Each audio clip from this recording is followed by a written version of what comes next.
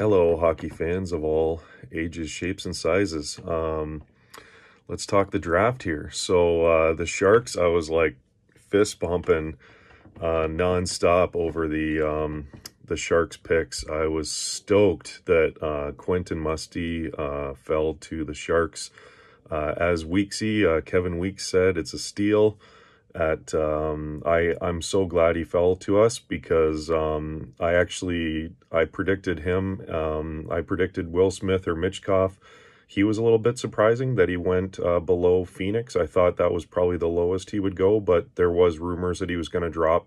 One that really surprised me was Reinbacher going fifth. I was like, wow, that one caught me off guard.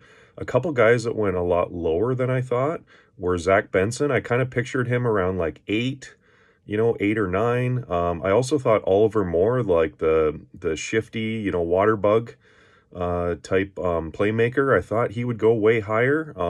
I think Detroit, I believe, yeah. So Chicago, Detroit got Sandin Pellikka. I thought he might go a few higher as well too, like around 10 to 12. Especially after Reinbacher went fifth. He's like, they kind of compare him to an EK65. So I think Detroit got a good one there. I think Matthew Wood went around where I thought. Danielle Boot was kind of a bit of a surprise there. Who else? Nate Danielson really jumped up higher than, that was a bit of a surprise for me.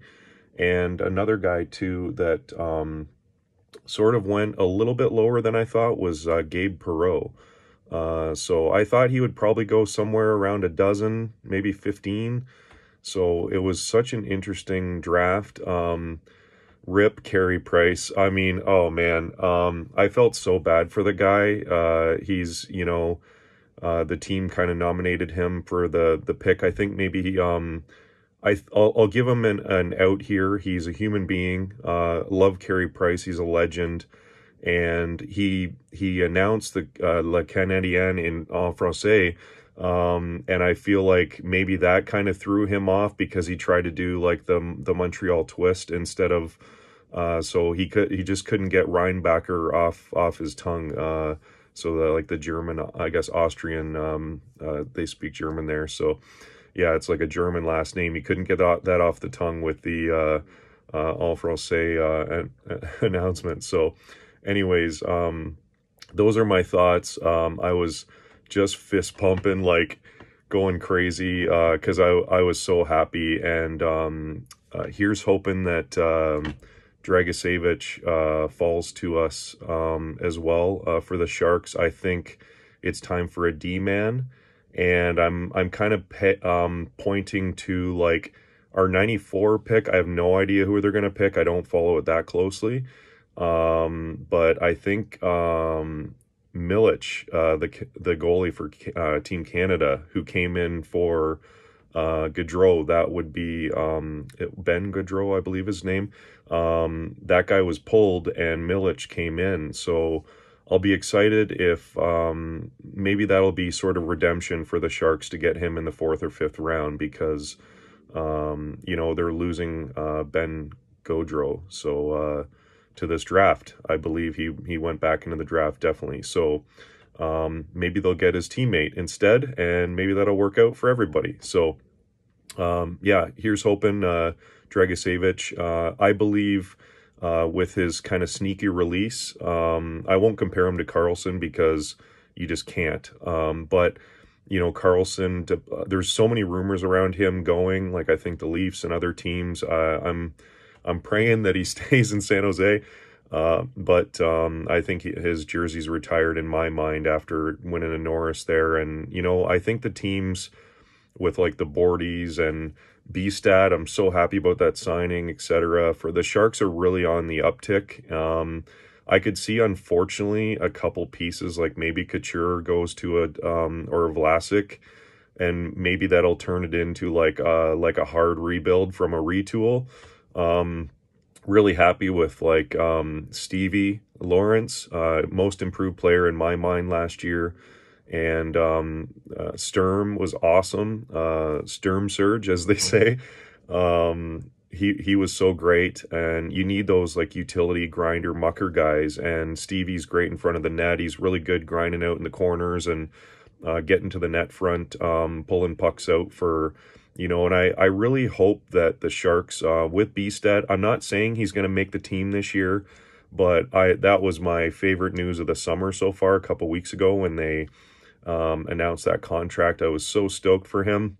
I think he's going to make an immediate impact in the NHL. He's a big frame. He's already, I'll say this. I wouldn't be shocked if he actually made the team like Eklund did, and like they'd play him for 9 games or whatever and then send him over. Or just he's just a standout player. I'd love to see that for him. Because the Sharks could really use some help on the wings. I think they're pretty solid at center, a lot of depth there, and it's kind of lining the wings with your Chichus or Setos and things like that to feed, and we got to really increase our goals for. So I think Bordy's a really interesting guy to look at for the Sharks development, because I think that he's a center guy, and I think he's not good enough quite yet to make the NHL, but I hope this is the year that Greer and gang and the coaches give these younger guys like a good run, because I think, to see their true potential, like the Gushins and the Eklunds and stuff, like bring them up to the NHL, give these guys like a legitimate shot to beat out another guy for a job and prove that, and maybe they'll struggle. Like a lot of the Anaheim Ducks, they kind of rush their guys through, and they're kind of, and there's a thought process there, a mentality around, do you keep guys in the minors to grow? Obviously Will Smith is going to go back to the development program and stuff. Like he won't be ready for a couple years, but I think, fingers crossed, I love the Sharks draft so far, and like I said, Dragicevic could be like 5-6 years from now when Carlson has moved on, or Carlson's going to be about 38 then, right? Maybe he's mentoring this young kid if we get him. It's still 10 picks away, or 4 picks away. Sorry, I think he's going to go early in the second round.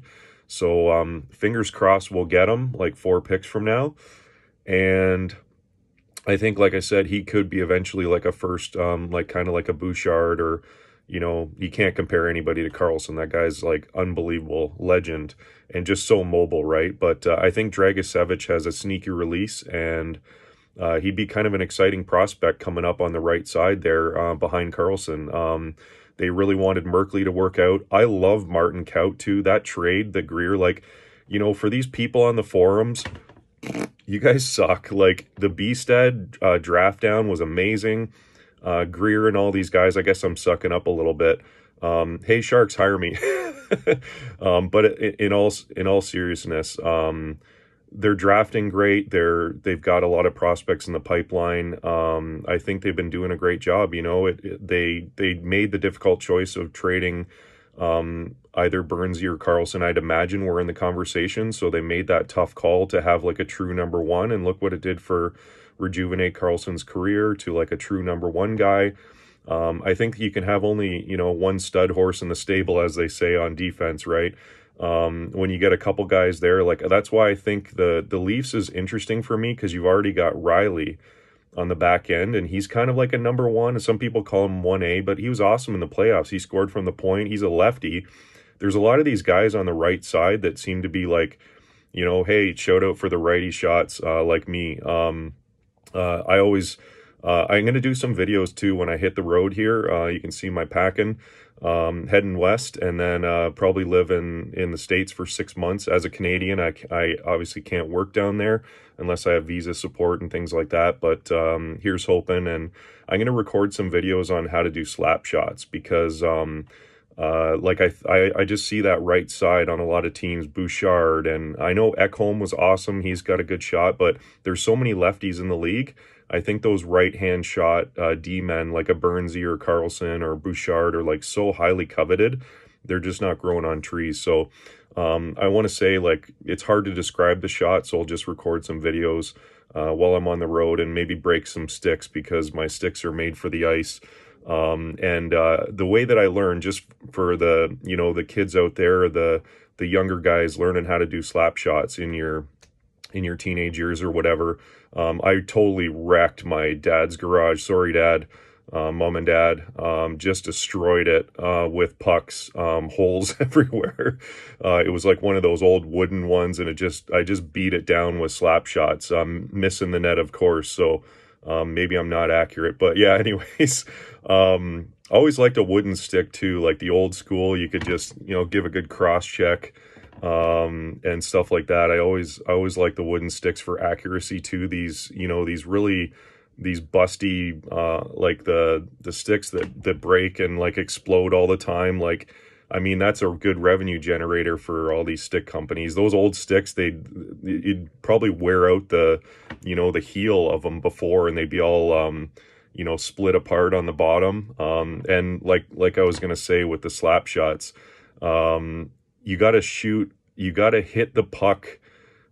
Basically, like, you got to land your stick like 6 inches behind the puck and drag it through, and then you get that whip at the end. So it's hard to do, and I want to say, for, like I said, for the young kids out there who want to learn how to do a slap shot, when you're coming up in the ranks and it's time, obviously these guys do, like these snipers do good wristers and snapshots and stuff is so important, and especially in the NHL when guys are all over you, like the Vegas guys. They block shots, you got to get something quick away, but slap shots are fun, and like Karlsson has an absolute laser. I'd love to pick his brain and see how he takes such a good slap shot as well. But yeah, like, you got to hit just behind the puck, and you're going to ruin a lot of sticks in your driveway. And I want to say that when you take a shot off asphalt, it actually makes you better once you hit the ice. So like, if you're practicing slap shots on the ice, I practiced all summer, like, before hitting that season, and I had a pretty decent, pretty hard shot. And I'll credit that to just completely wrecking my parents' garage and shooting off asphalt, because the massive friction behind that shot helps you learn the right point. It actually helps your lower hand on your stick be really sturdy as well, to like take that impact, because there's not as much friction on the ice. There's not as much of an impact. So once you hit the ice, it's like lifting weights, right? If you're lifting like a 50-pound, barbell, it's like picking up a 30-pound or a 25-pound on the ice. So that's kind of like a really weird comparison, but yeah, the asphalt shots, that's the way to go. So love the draft. Looking forward to tomorrow, and love the Sharks prospects. Give these guys a solid run in camp, and I just love to see like Gushin and some of these other guys just up in the league, and just see what they can do for a year. You know what I mean? So we'll see what happens. I'm not the GM. I'm not the coach, so I really don't care. But I love giving my 2 cents. Take care, everybody.